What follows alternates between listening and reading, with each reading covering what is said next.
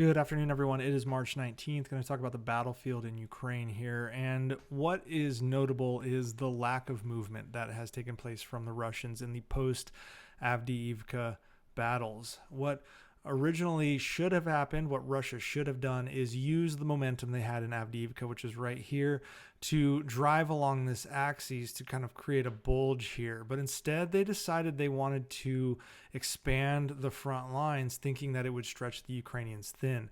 Problem is the Ukrainians are well defended across the entire front line, and it ended up stretching the Russians thin in this case. Those areas were Robotyne, Avdiivka, Bakhmut, and up here near Kupiansk, looking at Stagnation. So starting up north, we can kind of look at what is really the tactic that Russia has been using across the entire battlefield. Facing a lack of solid equipment, but having plenty of artillery and plenty of troops, they're trying to use wood lines. And so you see these dark green areas right here. This is a wood line that runs near heading towards Kupiansk. So what the Russians want to do is they're trying to use this wood line to essentially flank Sinkivka right here.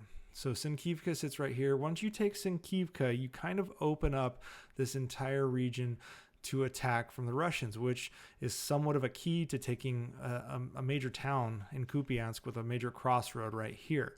So what the Russians are doing is they are trying to use this wood line under the cover of artillery to flank Sinkivka.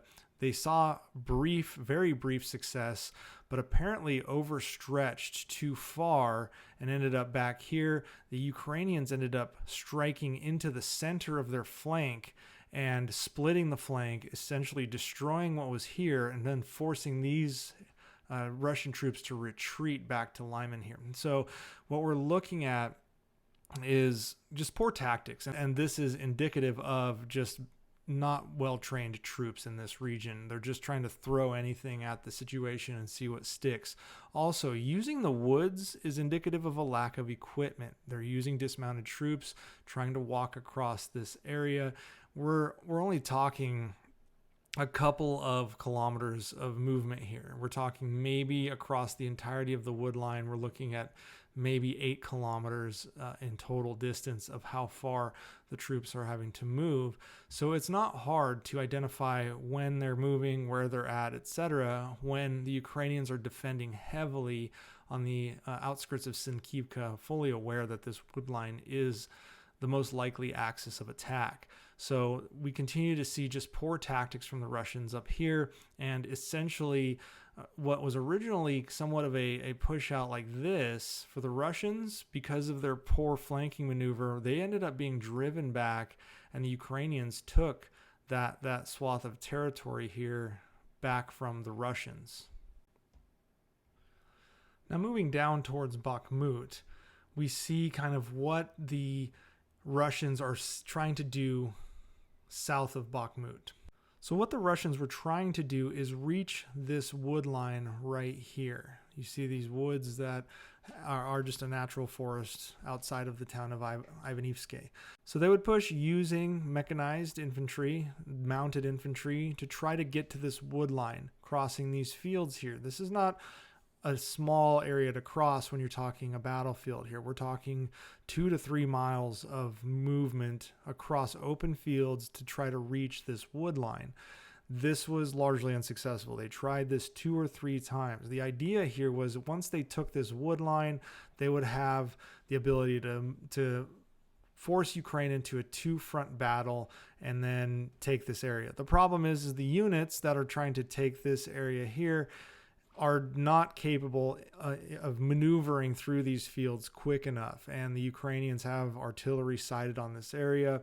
This also functions as a part of Ukraine's trenching system that runs southward here, although these are new trenches. And it was assessed that Russia might have some successes because the defenses had to fall back and re-entrench in this area.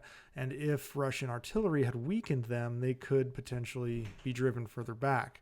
The problem for Russia is, again, lack of training, poor equipment, etc., and therefore they failed once again. This was not a situation where the Russians were trapped here, though. The Ukrainians were not baited out to try to cut off the Russians. Instead, they just focused on the Russians in this wood line and destroyed them.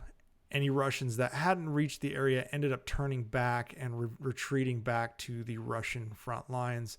Those that were a part of the forward echelon to get there, unfortunately for Russia, were completely obliterated by the Ukrainians.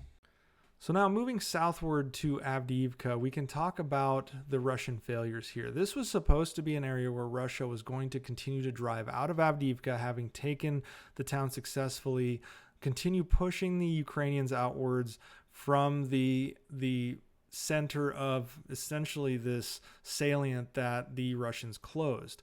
And in fact, the Russians were able to create a bulge here and were on the verge of attacking and potentially taking several small towns outside of Avdiivka. However, the Ukrainians operated very smartly here. As the retreat was being conducted by the Ukrainians out of Avdiivka, Ukrainian forces pushed reserves up. So essentially there was basically a high five as the retreating forces backed out to leave. In comes fresh, well-equipped, ready to fight reserves to push back against the Russian forces. It seems to me that the Russians were not prepared for this. So initially the Russians extended themselves outward. The Ukrainian reserves, the fresh reserves, hit back hard in a counterattack and ended up pushing the Russians back to the current lines we see right here. Unfortunately, it wasn't strong enough to retake Avdiivka, although I don't think that was the intent, because trying to retake Avdiivka would have put them all within sight of Russian guns in here, because this is actually a hill here, being pre-sighted in on the town, and could have overextended the Ukrainians. But what we saw is smart usage of reserves, retreating force, immediate replacement with reserve forces to hit the Russians as they were moving forward and prepare new lines of defense along this axis right here.